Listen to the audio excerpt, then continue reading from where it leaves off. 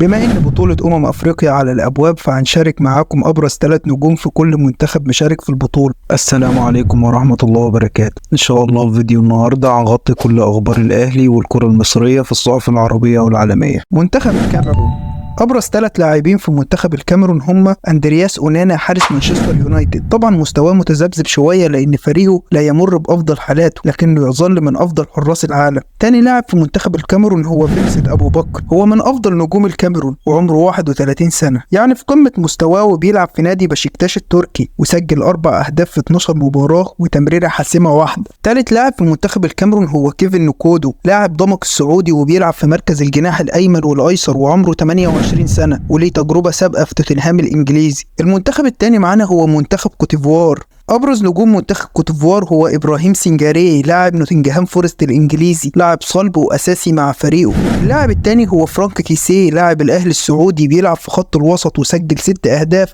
في 19 مباراة و2 تمريرة حاسمة. ثالث لاعب معانا هو سيباستيان هالر، لاعب بروسيا دورتموند الألماني. اللاعب ده بيلعب في مركز راس الحرب ومن أبرز النجوم. ونضيف ليهم برضه سيمون أدينجرا، ده مهاجم برايتون الإنجليزي، وكريم كوناتي مهاجم سالزبورج النمساوي، ونيكيديا مدافع روما الإيطالي.